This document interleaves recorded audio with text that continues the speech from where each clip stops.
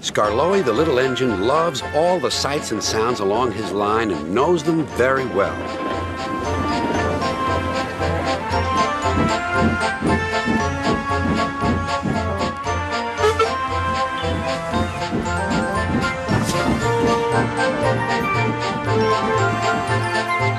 One morning, soon after he returned from being mended, he was enjoying his journey more than ever before. Along the way, he met Rusty. "You know," he said, "if I couldn't see these familiar faces and places, I'd think I was on a different railway. You've done wonders with these rails." Rusty laughed. "I'm glad you're pleased. Manager said let's mend the track so well that he won't know where he is. And we did. And you didn't, if you take my meaning." Skarloey liked this hard-working diesel. "There's still one bad bit," warned Rusty, "just before the first station.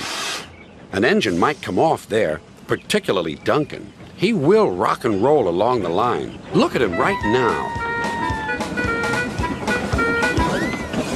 I hope he doesn't hurt his passengers." "What's that about me? I'm a plain engine, and I believe in plain speaking.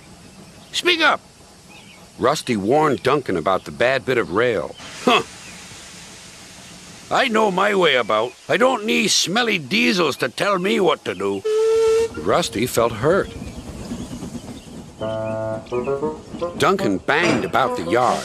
Then he clattered crossly to the station.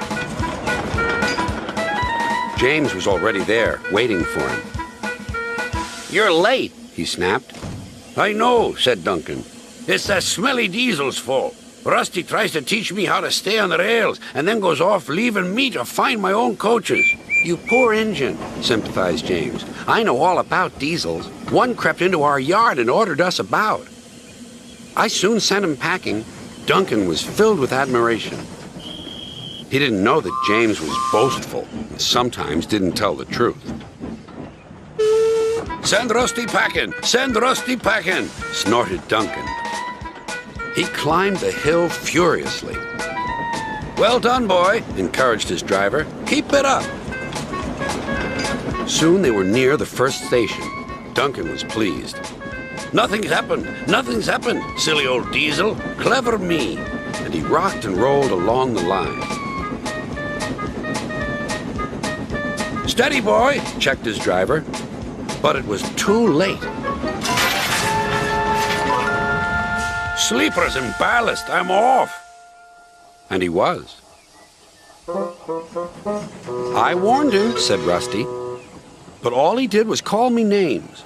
The little diesel refused to move. "I'm ashamed of you, Rusty," said Skarloey. "Think of the passengers. What are they going to do?"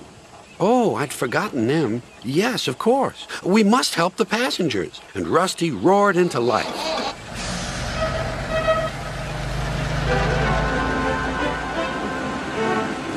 Duncan stood sad and solitary. He couldn't rock and roll now.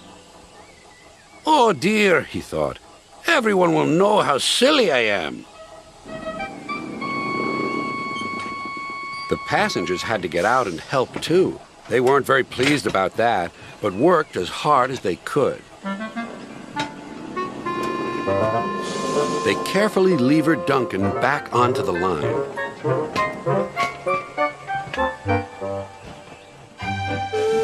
After that, Duncan was extra careful all day.